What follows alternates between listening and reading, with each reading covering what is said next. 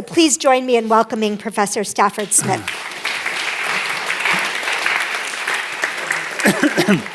Well, hello there. I must first explain, I never do these things sitting down, but this Sunday I was doing my son's laundry and I was off with the fairies. And so I threw myself down the stairs and did myself a certain amount of damage. You look back on it and you think, what an idiot. So I shall sit down, if you don't mind, as we talk about the First Amendment, which I think is the most important of all of our rights in America, and the one that perhaps we need most in Great Britain. So let's start off with what it is. Congress shall make no law respecting an establishment of religion, that's the Establishment Clause, or prohibiting the free exercise thereof, or abridging the freedom of speech or of the press, or of the right of the people peaceably to assemble and to petition the government for redress of grievances. This is the First Amendment. It's got 5 separate rights. I'm going to break them into 3 separate sections and go through them, first with a little discussion of how this is applied in America, and then looking at how it might be applied if it was in Britain or what's happening when we don't have it. As I think is always true at this point in the debate, I have chosen a difficult time to be touting something from America, even though as an American I'm really very proud of the US Constitution. But we do need it more than ever with this chap in power. I'm sharing something I don't have to share, which is I didn't vote for him. But it is incredibly important that we have a constitution to prevent exactly what we're seeing in America at the moment, which is pretty rampant populism, which is picking on a group of very hated people and then doing all sorts of terrible things. And that, to me, is what free speech and then the right to fair trial and due process is really all about.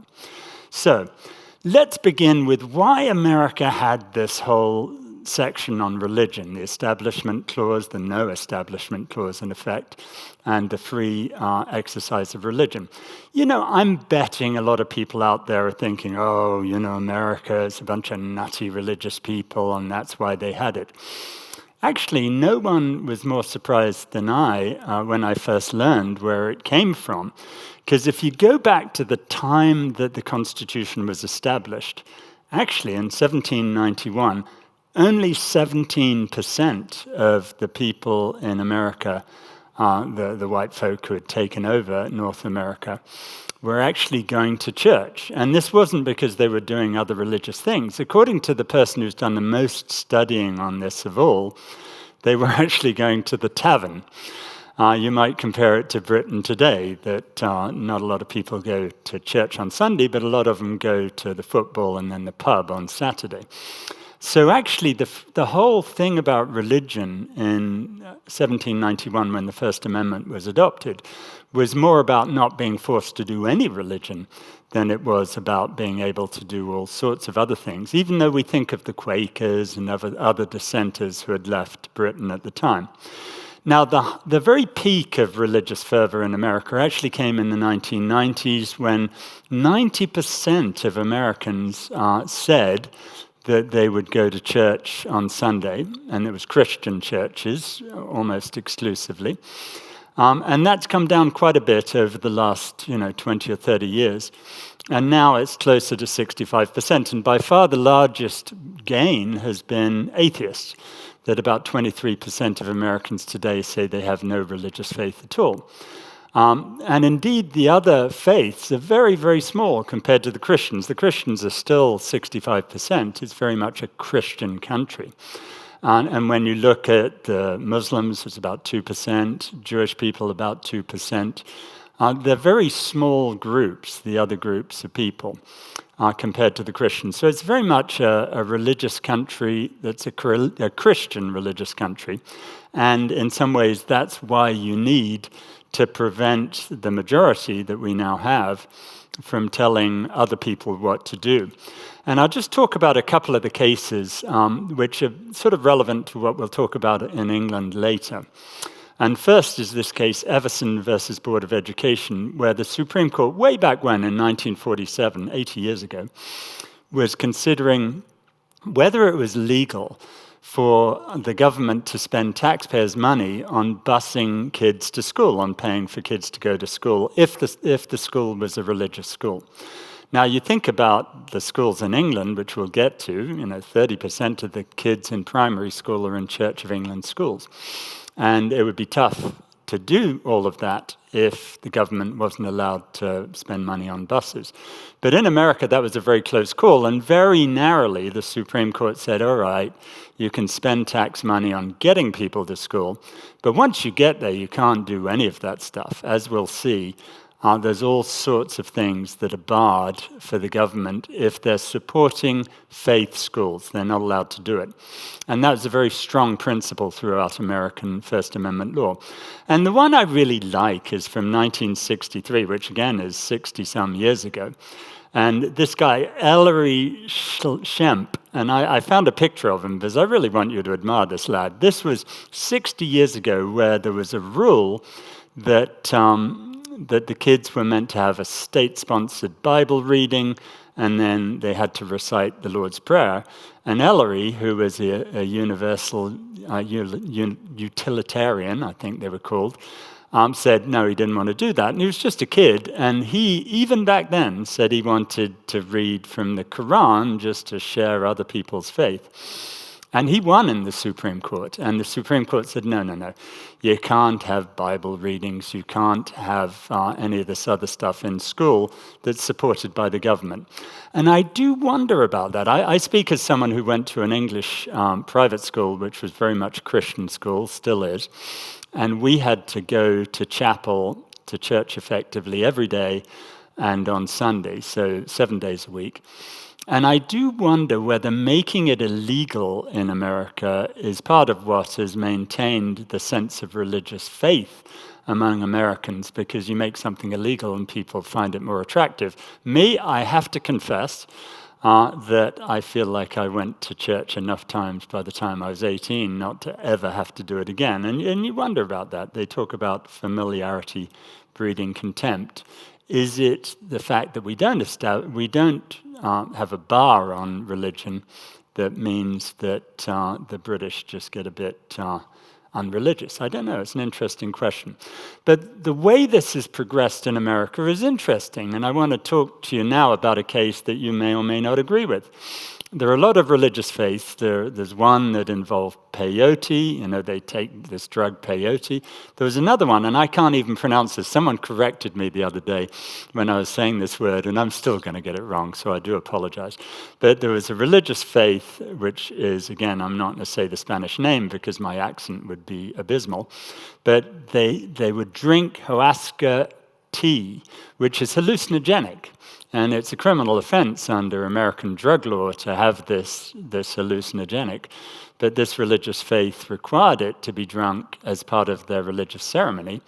And the US Supreme Court said you can't bar that. It cannot be made illegal under US law because it's a drug if it's a religious rite, R-I-T-E. It then becomes a rite, R-I-G-H-T. Now, maybe you agree with that, maybe you don't, but it certainly shows how strong the rule is in America. And I'll take one that I very much agree with, and that's this one, Tanzin versus Tanvir, that 3 Muslim men were being coerced by the FBI into being informants on their local community, and they just didn't want to do it. And so the FBI listed them on no-fly lists and things like that, and they sued. And the Supreme Court held they have a right to sue these FBI agents personally because of their religious rights, that this was targeted on their religious rights. And this, in many ways, is an incredibly powerful tool for those of us who are trying to protect minorities. And I'll just talk briefly about someone I'm representing. This is Afia Siddiqui. Long story I'd love to tell you one of these days. But it is the most shocking case of abuse in the whole war of terror, as Borat called it.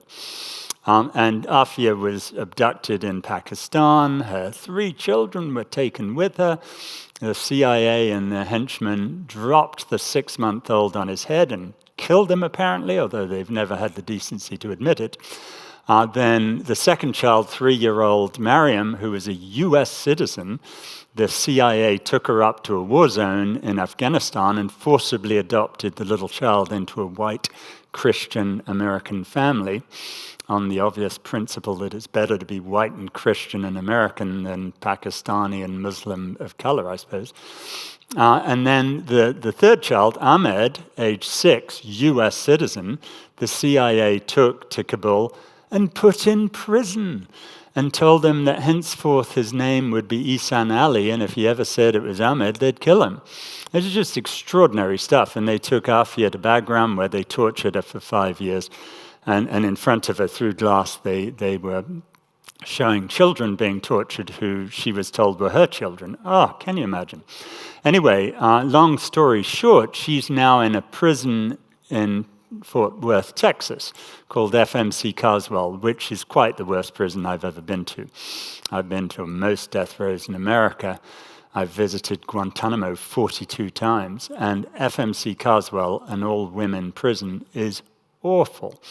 I first went to see her, and she was telling me about being raped there twice and about sexual assaults all the time. Wasn't sure whether to believe it, but turns out that 13 guards or employees, including a Christian minister, had been convicted of rape from that prison.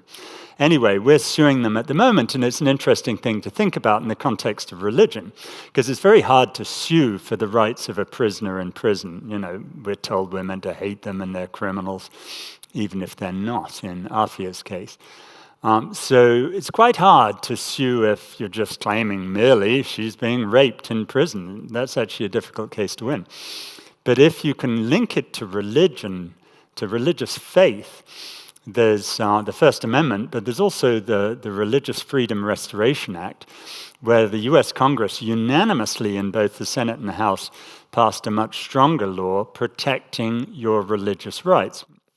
And it's by far the best way to protect a prisoner.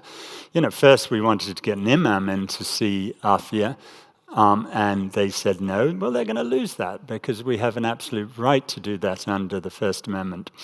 Then, you know, she can't go to a doctor without submitting to a strip search. Whether you'd win that under regular prison law is a question. But because she's an observant, conservative Muslim, you can't go stripping someone like that just to go see a doctor. And so if we frame it as a religious issue, we're vastly more likely to prevail. And the same's true of the sexual assaults. You know, it reminds me of them showing porn to the prisoners in Guantanamo Bay, which my British clients, so with these young lads from up north, thought it was kind of fun. But the conservative Muslims hated it because it was so counter to their religion and their culture. And so it then becomes a much bigger issue. So this is an area in which we're able to use American law very, very powerfully. Now let's go to Britain, because it's very, very different.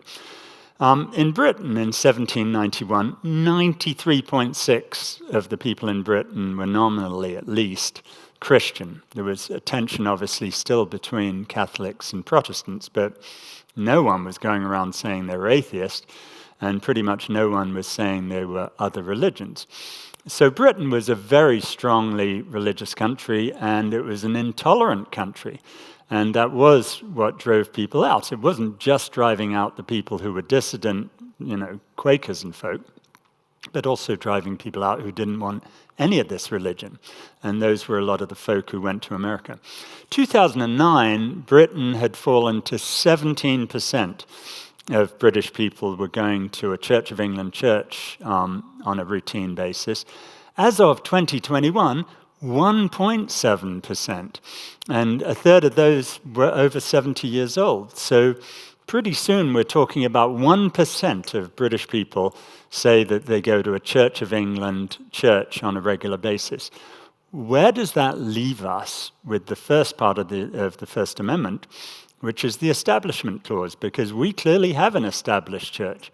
And does it make any sense in 2025 for us to have an established church when probably only a little over 1% of people go there? And I like to think of this actually in a few other ways, but let's just go through what that means. King Charles III is the defender of the faith, which actually was a title given to Henry VIII when he was still a Catholic before he decided he wanted a divorce, and we got a whole new church out of it. We talked in another lecture about the 26 C of E bishops who were entitled to be in the House of Lords. Personally, I think that's utterly insane that the Church of England has 26 bishops and the other faiths don't get any. And I was thinking about this, really, I think we should have a Gary Lineker in the House of Lords with 25 other Premier League, people who are talking about their teams, because lots more people go to a football match on Saturday than go to Church of England church. And, that's not really a joke. When I was a kid, I played in my school, very badly, I'm sure, in the play Zigga Zagga, which was a 1960s play by Peter Turson, where the whole hypothesis of that was that football in England was a religious faith, and that going to, your football matches on Saturday was now the equivalent of going to church. So is that really so silly? I don't know, but I think it's not sensible to have 26 bishops. Another aspect of Britain is that we have 1 million children who attend Church of England schools, and quite a lot more from what we loosely call independent schools, really private schools, who have Church of England as their ethos. And the school I went to, Radley College, was one such school. And there are lots of things about that that perhaps one doesn't think about in terms of the establishment of a church in Britain. And I just wanted to look at Radley, where I went to school, as one example of that. Because, look, Radley, we went to church every day, and it was a very Christian school. And that chap at the top right is Dennis Silk, who was the warden. Really, really lovely guy. Famous cricketer. I will say this, that later on he used to come and umpire a bunch of games I used to play in Dorset, and he always gave me LBWs that he shouldn't have given just because I was his old head boy. But he was a delightful guy, and he once told me that he didn't think private schools should have charitable status, and he thought that was very unfair for the privileged people in Britain to have that, even though he firmly believed in private schools. And he once gave a talk when I was at school about how if the Labour Party abolished them, we would fight on the beaches, never surrender, and then we'd go off to France and have our school there, which I have to say we as the young lads of Radley were quite keen on. But when you look at it, I just looked up Radley's charity, and they claim last year to have taken in 45 million in charitable donations and receipts, which means if they're claiming gift aid, which they can on that 1/5 of that, because you get 25p on the pound, 1/5 of that comes from the government, which means that about £9 million would come from the government. Perhaps, I'm not saying these are exact figures. 780 boys, all-boys school at Radley. That means each boy at Radley would be getting £11,688 per year from the government, from Westminster. And this is a private school. Now, my son Wolf, that's him in the Nirvana shirt playing the drums, which I'm very proud. He's got more, let's face it, he's got more rhythm in his little finger than I have in my whole body, as my wife would tell you. He goes to a state school because, over my dead body, would he go to a private school? Because I think they're very divisive of our culture. And the total amount that the government spends on the average state student, like Wilf, is £8,210, which means, if these figures are right, and I don't claim they're precisely accurate, that the privately educated people are getting more money from the government than the state students. And that's because we have this notion that all of this is okay and people protect themselves. It's not totally related to religion, obviously, but I do think the whole setup of these schools is protected by the fact that who's going to argue that we shouldn't have established religion? It's perfectly fine. How can you possibly not give them charitable status? Look at Utah. The church in Utah gets some sort of charitable status. So, I think this is part of the whole story about how they don't get questioned. And in the end, Radley Me, when I was a fortunate young student going to a very posh school, I got about 7 or 8 times as much money spent on my education as young people in state schools do. And that's just fundamentally wrong. And it's wrong in the same way, it seems to me, as having bishops in the House of Lords. They're things we just let go by, but they shouldn't. And we should think pretty deeply about this. So there's lots more one could say about the establishment of religion and free exercise, but I do think the Americans have it much closer to right. And in the end, you have to think, how does it feel to be a sincere Muslim, a sincere person of the Jewish faith or Catholic, and be told that you're not one of us, you're the other? This is divisive in the same way that private schools are divisive, and they're things that we should try to overcome. And I think probably the same is true of people who consider themselves atheists, that, why is my government doing all these things to encourage something that I fundamentally disagree in? So it's just something to think about. Let's go on now to free speech and freedom of the press. I think the Americans have this pretty much right, and we'll talk through a few of the cases, and we'll talk through some of my own relatively foolish use of free speech, but by and large, free speech is incredibly important for this reason. The only answer to bad ideas really is better ideas. You can't go censoring it, because if you censor free speech, inevitably you tend to censor minorities, you tend to censor the unpopular.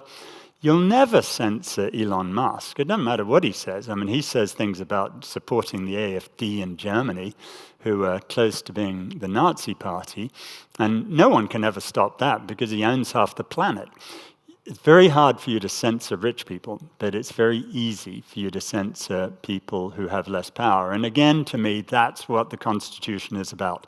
It's about protecting people who have less power. So let's look at what the US agrees. And you're not going to agree with all of this, but what the Supreme Court says. Brandenburg versus Ohio from 1969, again over 50 years ago, the Ku Klux Klan was having a rally advocating, I love this, revengeance. Obviously the KKK doesn't get a great deal of their grammar right. And they were going to send, African-American people back to Africa and Jewish people to Israel. They obviously didn't use those words.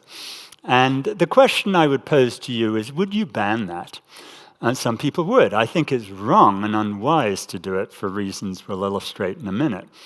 The Supreme Court said in 1969, you just can't do it. You can't ban those types of speech. It may be reprehensible. It may be something you really dislike, but you've got to let people exercise free speech as much as they want, as long as they don't do this, as long as they don't use use statements that's directed at inciting or producing imminent lawless action. And by lawless action, they don't mean picking someone's pocket, they mean physical violence, and it was likely to do this. So the only thing that's banned in the US is speech that says, go over there and beat the hell out of that guy right there. That's really it. And I've got to say, with all of those cases against Donald Trump back in the Biden days, I thought Biden's people probably had it wrong in a number of cases. I don't think Donald Trump actually incited people to commit violence. He incited them to challenge the election. But if you look at his speech, you've got to be really careful about what you're banning. And I don't think those would have lasted in front of the Supreme Court, certainly not this Supreme Court. There's another element of this, because free speech is totally interlinked with two other issues. One is privacy and one is publication and defamation. And in Britain, you know what we're like. This tourism, libel tourism is just horrendous. Rich people come into this country, we'll talk about them, and sue people and, do these slap things where it's going to cost you an enormous amount of money to defend yourself. And it's just a really bad idea. And in America, we have a very strict rule. Comes from this case, New York Times versus Sullivan, 61 years ago, where the New York Times had published an advertisement from the freedom riders who were the civil rights people in Alabama. And, this publication was saying what had happened, and it had a couple of very small errors in there about how many people had been arrested, exactly what happened to Martin Luther King and those things. But in Alabama, the sheriff, the police chief, sued for defamation on that. The Alabama courts held in his favor and ordered, I think, $50 million to be paid for libel against him by the New York Times. They went up to the elected Supreme Court of Alabama. They said, yeah, that's right, you can't have speech that's defamatory. Went to the US Supreme Court, and the Supreme Court in this landmark case said, no. If you're a public figure, and clearly the police chief was, because he was that chap in the suit in that picture, who was out there basically telling his white cops to beat these poor black civil rights workers. If you're a public figure, you can't sue for defamation unless you can prove, and you have the burden of proof, actual malice on the part of the person who's making the statements and the fact that it's patently false. So it's almost impossible for a public figure to sue for defamation, which is so good because most rich people, take Elon Musk, I can pretty much say what I like about old Elon because he's a very, very public figure. And frankly, there's nothing I could say. I wouldn't have malice because I have nothing against the guy, but it would be quite hard for me to make something up so outrageous that it wasn't true. Likewise for Donald Trump. After that video of the Gaza Riviera that he had on his social media, there's really not a lot I could say that would harm his reputation. So that's the rule in America, and that's great. Now, this comes into various places that are quite contentious. And one I want to talk about, just to make you think, you may not agree with it, but it's an interesting issue, is how far does free speech go? Now, one of the contentious areas is pornography. And look, I first got to say that I have admiration for people who call their businesses something that's witty, however stupid their business may be. And Larry Peterman had an adult shop, porn shop, that was called Movie Buffs in Utah. Now, some people don't know what the word buff means. Obviously you can be a buff of movies, meaning you like movies, but you can be in the buff, meaning you're naked, and that was obviously his little pun. And, well done him. He went to the pub, obviously, and figured out a good name, if what he was doing was totally pointless and possibly reprehensible. But he had the right, the courts held, to do it. And the way it came about was this. It was in Provo, Utah, which I think I can say without fear of being contradicted is one of the most conservative places in America. And obviously the prosecutor thought he could prosecute old Larry, and Larry would get convicted for this obscenity. And obscenity law is quite sensibly defined under US law now. It used to be that Potter Stewart said of pornography, I can't say exactly what it is, but I know it when I see it. Well, that's a pretty useless standard to tell anyone. But now it has a much more strict definition. But anyway, it went to a jury, and Larry's lawyer, I thought this was fairly cunning, subpoenaed the records of the local Marriott Hotel there in Provo, Utah, and found that the people going to that hotel watched more porn movies at the hotel than Larry sold from his shop. And so the jury quickly acquitted him, of the very conservative jury in Utah. And that's because they're imbued with this notion that you do have free speech and the government can't use this against you in a way that they thought was just a bit rotten. And, there were lots of other things. I've got to say, I really admired the Supreme Court in 1989 in Texas versus Johnson, when they said that we could burn the flag. Now, honestly, burning the flag's a sort of stupid thing, by and large. It was a very political speech thing at the time of the Vietnam War, that a lot of people who didn't want to be sent to Vietnam in the name of America to go kill people they didn't know and didn't want to kill in Vietnam, and people would burn the flag as a statement of principle. And I can respect that, and I have to say, this is a confession that I probably shouldn't make, but when that case came out, I thought, this is really upholding free speech. And I thought, we're going to do this on my birthday. The case came out just before my birthday, and my birthday's right at July the 4th. So I thought, we'll have a party where we play darts, and we have a little darts up, cards up there that are American flags. And if you can hit it with 3 darts, it's yours to burn. And my friends were actually pretty good darts players, but they were very American.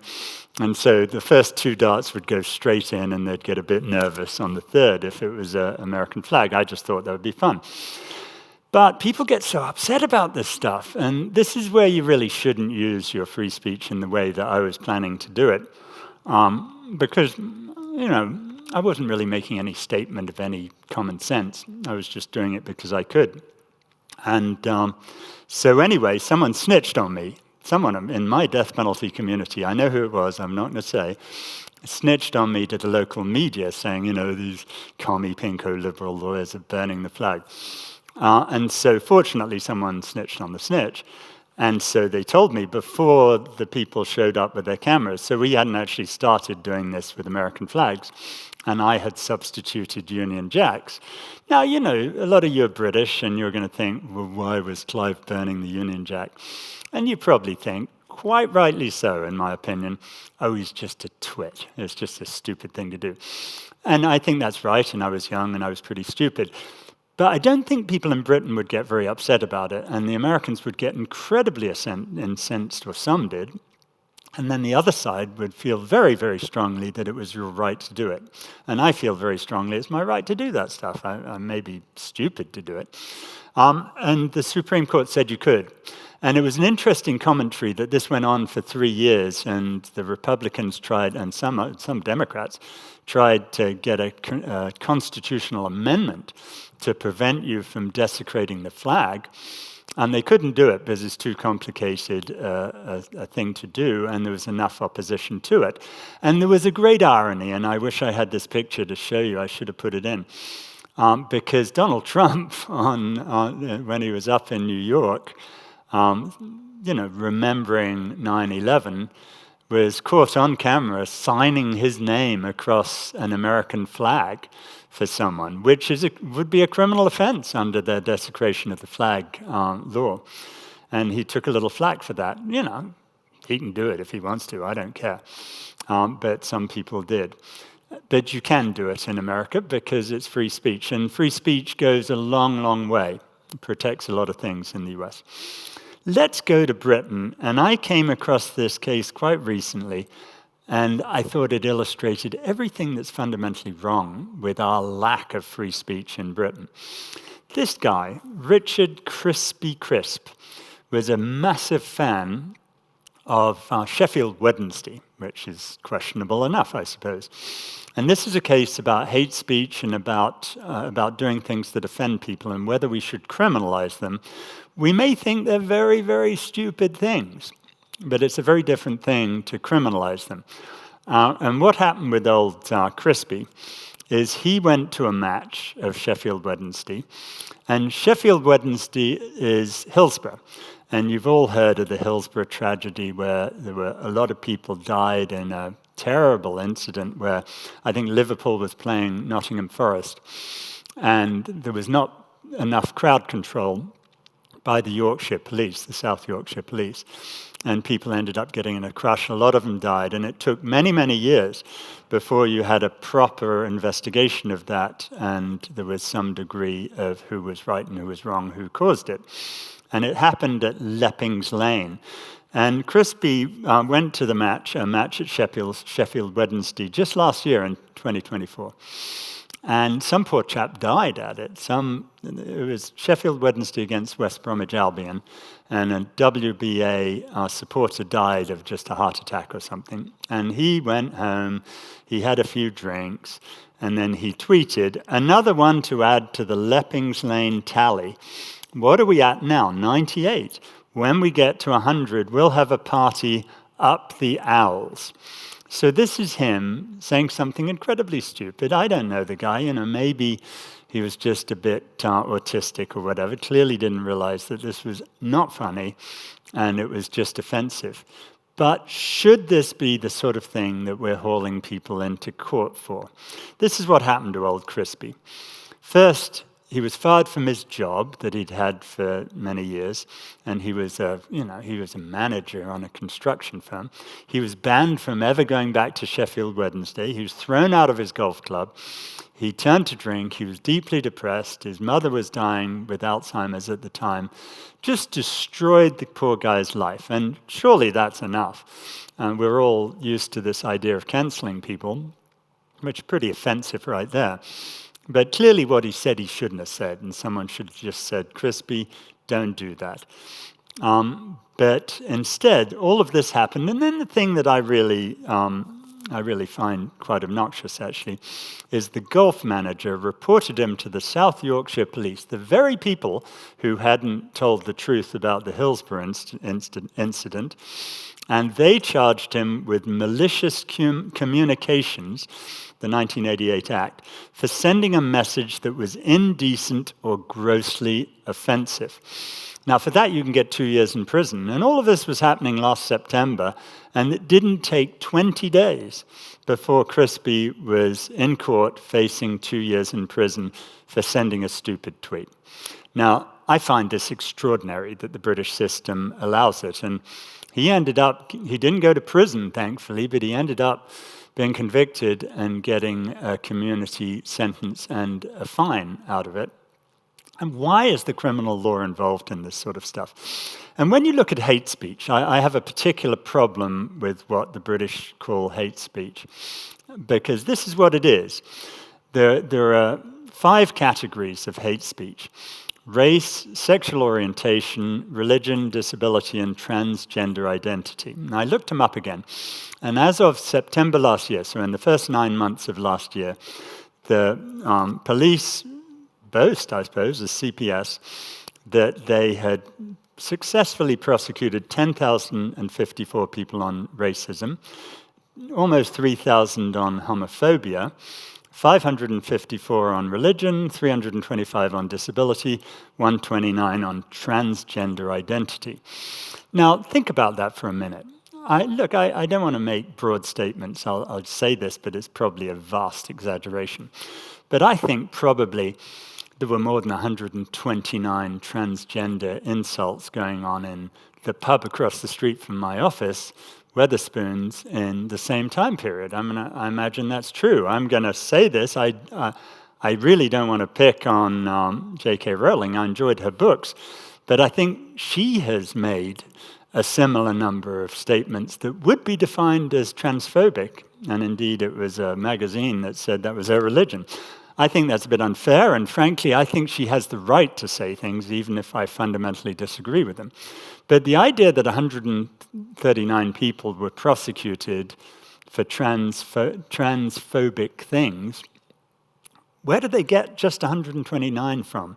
Why is this? If we're going to have this law, surely we do it to everyone. But then you have another issue, which is with the limitations of it. I think one person who's very grateful that in the First Amendment you couldn't have that would be Donald Trump, because one of his first executive orders was transphobic, right? He said there are only 2 genders and you can't change gender from the moment you're conceived. Well, I think scientifically you don't actually know. I think, correct my biology if I'm wrong, it's not my strong subject, but I think when you're first conceived, everyone looks like a female, right? And it's only later that it changes. So I think he's just wrong on the science.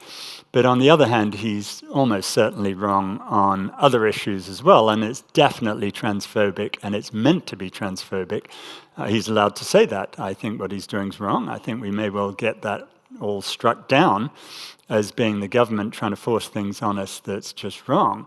But he personally can say stupid things if he wants. But if we're going to have hate speech, why don't we make it broader? Why do we only limit it to those 5 categories? Why don't we have hate speech about women? I bet there are lots more statements where you pick on women and say nasty things about women or whistle at them on the street or whatever one does, than there are about some of those other categories. Why don't we do that? I don't know. Why don't we do it about asylum seekers? The government, and certainly Nigel Farage would be in trouble if we did, But why not? Why are we not protecting those people who really need it? Why don't we do it for all foreigners? There are just so many people that apparently we're licensing people to hate. And the one that really gets me is coming up in a minute by David Cameron. But before we do, let's just look at the people who do get done for hate speech. I don't think they could have done Crispy for hate speech, so they had to get him under the Malicious Communications Act, because he didn't say anything about someone who was a particular member of one of those 5 groups. He just said something fundamentally tasteless about some poor chap who died who was a football supporter. But the people who piled in to vilify him, there were thousands of them, and we all know this stuff, where people just say hateful things online. Again, I think they have the right to do it. I think it's fundamentally wrong and silly, but I don't think we can really make it illegal, because if you look at the things that were used against Crispy, which of these 5 things is a criminal offense under British law? And, I've helped you out by putting them in yellow, but there were many things said about him, and I bet a lot more of them were, fit the hate speech definition. But he was called a nonce. Well, obviously a nonce is an insult to him that's about his sexuality. It's either alleging he's gay or that he's a pedophile. So that's probably criminal. Now, a grade A melt, I have no idea what the person means by that, and I looked it up, I still don't know. So that's probably not a criminal offense, it's just incomprehensible. An absolute little shithouse is just rude, but actually an utter fucking moron, that's criminal offense.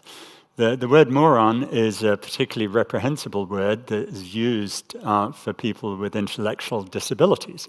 So under the hate statute, you can't do that. Now, and you shouldn't do it anyhow, but whether it should be criminal, I don't know. And the 5th one was a vile, heathenic, inbred scumbag, and I don't think that's a criminal offense, it's just illiterate. But again, it's sort of ironic, isn't it, that, well, Crispy went through everything he went through for his stupid comment. The people who piled in and hated him didn't. Now, why is that? What is the common sense of this? But the one that I really don't like is when people in great power use hate. Again, I don't think we can criminalize them, but we have to think, why are we not criminalizing them if we're criminalizing others? And the one that I really disliked, and it really rubbed me the wrong way, was when some very fine lawyers who I admire took Britain to the European Court of Human Rights and got the European Court to say, where on Mount Sinai did Moses get this rule that prisoners can't have the right to vote? And the ECHR said that Britain's rule against prisoners having the right to vote was illegal under the European Convention. And it's a really good question.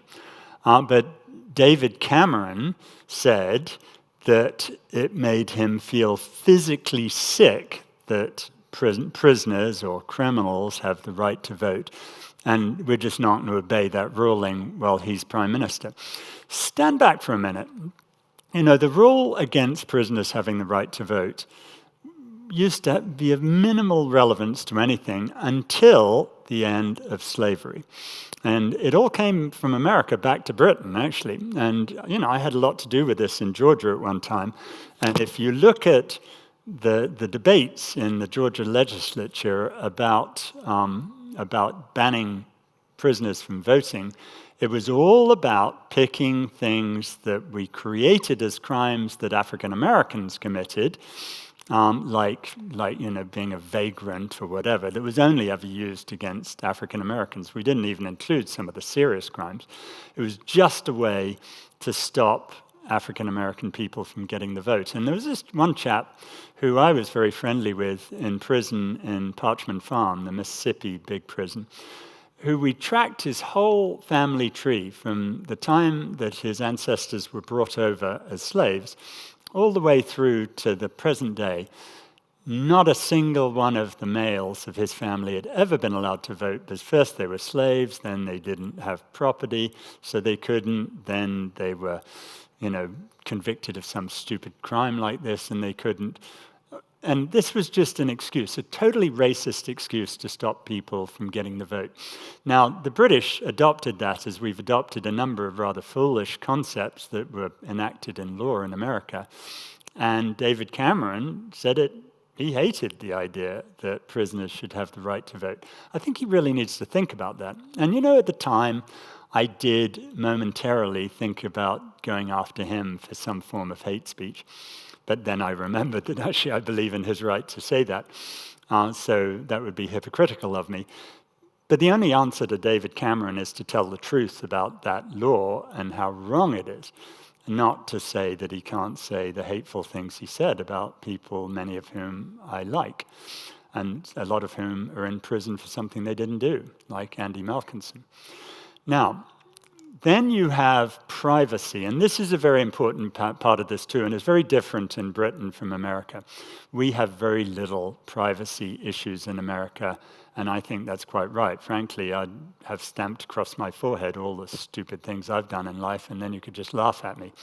But there are bizarre things, and I just put a white square up there, and lots of you all know who this is, and it's kind of stupid that it's not public. But the Mirror published something about a grade A celebrity who was going to Narcotics Anonymous and had lied about not having a drug problem. And they got sued for privacy by a person who could afford to do it.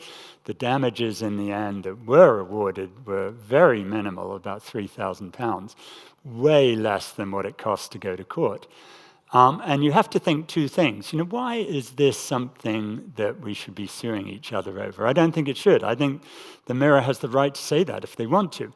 But the second point is, the Mirror shouldn't say that. It's just offensive. Why would they say something like that? And I think it's up to us to respond to that and say, look, you people, you just shouldn't do that. That's just monumentally stupid. It's just wrong. And these things are used in much worse ways. This is a chap I've been helping who was a military officer in Pakistan. And he was in this country, and he's publishing things about people who are patently corrupt in the military in Pakistan. He has the right to do that. If they don't like it, they should stop being corrupt. But what the Pakistani government did was first, and this is an important point that I'm not going to do more than touch on here, he had a YouTube channel where he was publishing all of this. Pakistan went to YouTube and got him banned from YouTube. Now, this is something that's going on over and over and over again. It's actually a lacuna in the First Amendment. The First Amendment only applies to laws by the government and actions by the government, not to private people. So these companies can get away with banning us, and the real repression of free speech today is as much by private corporations as it is by the government. And, Alder Deal, first he got it from the corporation, but then the Pakistani, I think we'll call them deep state, sued him for libel. They got lawyers in Britain, paid them lots of money to sue him for libel against a military officer, making it almost impossible for him to defend himself because a lot of the evidence of what might be this chap's corruption is in Pakistan, and the Pakistanis won't let a deal go there, and they won't let it out of Pakistan, and they're using libel tourism to try and destroy the guy. And these are the sorts of things that happen. I've got a lot of cases on this that are going on in Britain at the moment, this whole notion of transnational repression and how a basically corrupt, repressive government entity is coming after people in Britain. It's really bad, and they do it in Britain a lot because we make it easy for them to do in Britain, and we shouldn't. Well, we don't have a lot of time, so I've got to move on, and I'm going to move on to the last part, which is Congress shall make no law abridging free assembly and redress grievances. Now, again, you would think Britain would be great at this. We've had trades unions for a long time. Our trades unions were much less trampled on than in America. In America, the capitalist system really came down on unions, and a lot of places in the Deep South try and stop them altogether. But the Supreme Court has made that difficult on the repressive government. So, for example, in this case, and again, this is from a long time ago, 53 years, This chap was a security guard, and he was a victim of discrimination, and he was in his union, so he was outside the school that they were doing it at, and he was carrying his placard saying Jones High School practices black discrimination. I think it just means discrimination. And they tried to stop him and said he couldn't do it within 150 feet of the school. And the Supreme Court said, no, you got that wrong. You can't treat speech that you don't like, that's related to this guy as a trades union member, differently than you treat speech of other people when they're protesting. So you can't have something that just gets trades union people, and that was powerful, and we should have something like that here. Then they go much further, and in the US they allow demonstrations by people who we frankly just don't like. But this is a really interesting one, a very famous case in America, which is the National Socialist Party of America, that's a euphemism for the Nazis, versus the village of Skokie. And it's from 1978. And there were 30 members of the Chicago Nazi Party who wanted to march for 30 minutes in this little village that had a big number of Holocaust survivors in it. And they were going to have their swastikas and all the rest of it. And originally, Skokie was going to let them do it, but then some people were really upset, so Skokie tried to get an injunction to stop it, and they went to court. Now, how would you vote on that? Would you say, all right, yeah, these people, they just can't go around, saying all these Nazi things with all these poor people who went through the Holocaust, for goodness sake? Well, that's what the lower court did. The Supreme Court reversed them and said, you just can't do that. What they're saying is reprehensible, it's terrible, but if you don't like it, you just got to stay indoors and ignore them. Now, the reason I think this is so important is because if the injunction had been upheld, the Nazis would have gone off and found some other pointless place to have their stupid march at.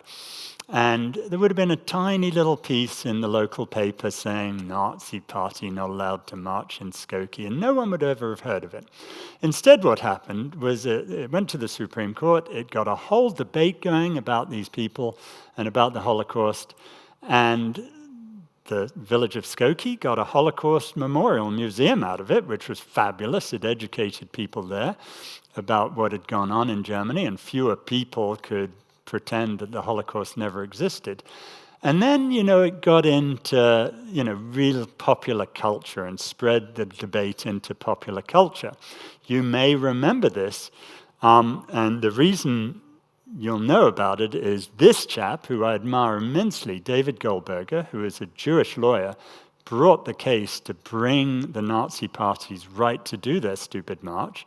And I agree with him, and I'm half Jewish myself, and I think what he did was absolutely right, because then the Blues Brothers came out, and you'll recognize John Belushi and Dan Aykroyd there as Joliet Jake, Blues, and his brother Elwood.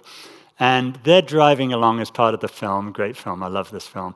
And they come to a cop, and there's a bunch of people marching across a bridge over there, and they say, who are those people over there? And the cop says, those effing Nazi bums won their court case, so they're marching today. And at that point, Joliet Jake says, I hate Illinois Nazis. And Elwood then drives his car at these Nazis, who then jump off the bridge into the river, and you see them on the right there. And the rest of the film, these hapless, useless, stupid, Nazi-dressed people are chasing the Blues Brothers around while the film goes on, and it's a side piece, and they just look stupid. And all of that came about because the Supreme Court said, they could have their march. And the Nazi Party in Chicago lost a lot more than they gained by winning that right to freedom of assembly and to petition the government for redress. And I think that's a general rule, that if you let people say what they want, you're much more likely to have a healthy debate that gets you somewhere where you want to get to. Now, in Britain, ironically, we're really badly off. You will have heard, I hope, about the Peterloo Massacre in 1819, where 60,000 people were marching, and a whole bunch of them got killed, over 600, when the cavalry charged them and were dispersing them. And up until 2007, I'll just read you this. This was all that they had memorializing it. On the 16th of August, 1819, Henry Hunt, radical orator, addressed an assembly of about 60,000 people. Their subsequent dispersal by the military is remembered as Peterloo. Nothing about massacre, nothing about how mad this was. And in Britain, these things went by, and it was only when people started remembering their history they remembered how bad it was. We are facing a limitation on our right to express our grievances now, way more than ever, and this is the current law. If the senior police officer reasonably believes that your march is going to have serious disruption, or the noise is going to have disruption of activities of an organization, he can impose restrictions on it if it appears necessary to him to prevent impact. I mean, how broad is that? You've got a police officer saying it all and so forth. And I want to just tell the story of really the only one I've ever organized, which was this one. When I first went to Guantanamo Bay, I saw Muazzam Beg there, and he was wearing shackles.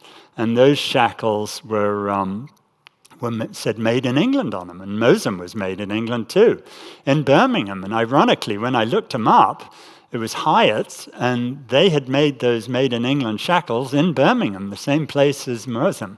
So when we got him out in early 2005, we decided to go up and have a demonstration against Hyatt's. And I'd looked them up, and these people, it went back to 1790-something, when they made collars for slaves, which obviously they didn't call black people's collars.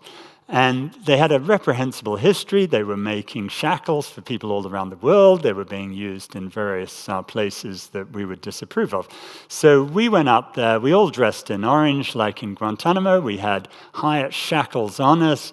And the band, Seize the Day, had just come out with a song called The Shackle Shuffle about Guantanamo Bay. And they kindly came up, and we were on a flatbed truck. And we had a big old time. And sure did we disrupt Hyatt's. We did. We closed them for the day. We closed them totally in a few days after that, when we got a bunch of support for what we were doing, and they were closed altogether, as they should have been, in my view. And the police at the time, they were very nice. I was going up to them saying, look, I'm ready for prison, arrest me. I'm in an orange uniform with shackles on. And they just laughed.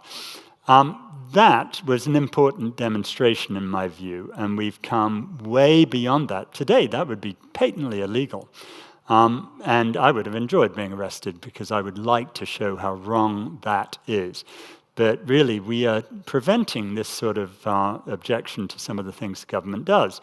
And, we got to remember that we need these things. The reason we have a chance of stopping Donald Trump's successes is because we got a constitution. He just did a whole bunch more people in Guantanamo, ironically, just after I'd got my last so-called terrorist out of Guantanamo in January. Just a few days later, he promises 30,000 new clients for me. We're winning that because we got a constitution, and he took 198 people down there. He took 197 out of there and sent them home, and one person back to America because he wasn't meant to go there in the first place.